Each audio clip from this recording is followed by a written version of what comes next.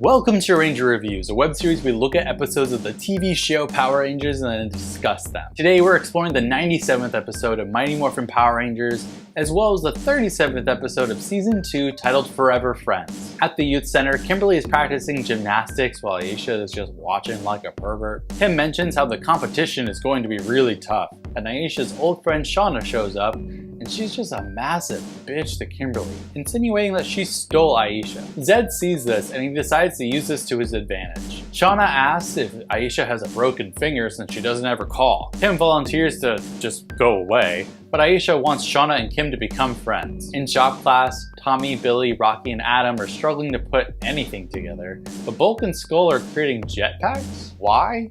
They want to go jetting to catch up with the Rangers. That one thing I definitely thought was totally wiped from canon. They go to the park and they fail miserably before jumping into a random pile of hay in the middle of the park. Aisha, Kim, and Shauna are eating together, and Aisha doesn't remember that they met in the first grade or whatever, and Shauna is like bitter AF over this. Goldar appears and Shauna says, "That's the monster I saw on the news," which is a nice little touch. Goldar ends up kidnapping Shauna and Kim, and then Aisha freaks out, trying to call the others, but to no avail. So she just runs to shop class, getting them. Zed is mad that they're not really mad at Aisha for sucking at saving Kim, so he just turns a random saw into the new monster, the Jaws of Destruction. Kim and Shauna are in that one cave in Angel Grove in a protected force field, and Shauna wonders why Kim is being so nice to her. They talk about how both sets of their parents are divorced, and they talk about how when someone leaves, it feels like you've lost them forever. I want to be honest, this is some real deep stuff for Power Rangers. In the command center, Aisha blames herself for Kim and Shauna getting kidnapped, and Zordon basically just tells her to suck it up. Then they find out about the Jaws of Destruction, and Tommy says that he's gonna go get Kim and Shauna while the others handle the monster. It's morphin' time! Also, it's time to see jetting again. They do so right over Bulk and Skull, who again have a fit with their homemade jetpacks. Red, black, blue, and yellow appear in front of the Jaws of Destruction, and he sticks putties on them, turning into a pretty decent putty fight that we saw most of in 3 episodes ago in lights, camera, action. The amount of care that this show lacked at times is kind of astounding. Tommy appears outside the cave and he fights these putties that are blocking the entrance, taking them all out insanely quickly. He runs in, finding Kim and Shauna, and then he uses Saba to release Shauna quickly, but Kim is still trapped. Tommy says, "Alpha, teleport Shauna out of here," and Alpha says, "Right, Tommy."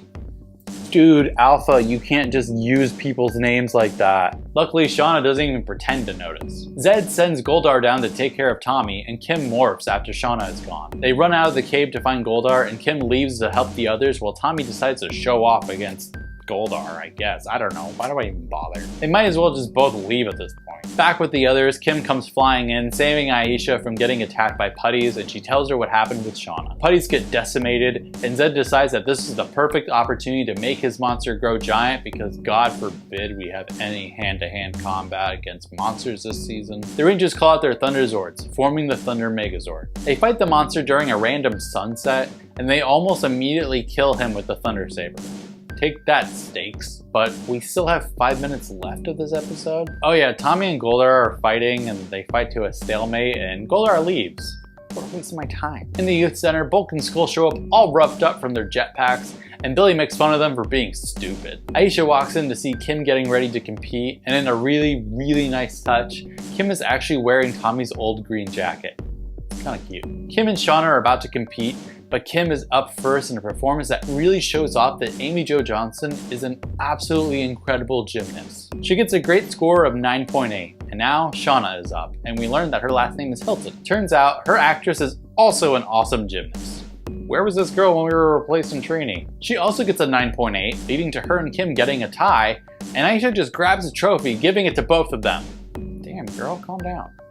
The end. This episode has peaks and valleys, so I guess it's a solid medium for me. I love the little touches like Aisha's friend from her old school showing up and being mean to Kim, them bonding over divorce, and even Kim wearing Tommy's old jacket. The stuff that struggles is honestly the Japanese footage parts, because they're really not sure how to work them into the stories better, or even what to use. It's a shame they couldn't have just switched the Ranger suits at this point, so that this choppy action didn't have to happen.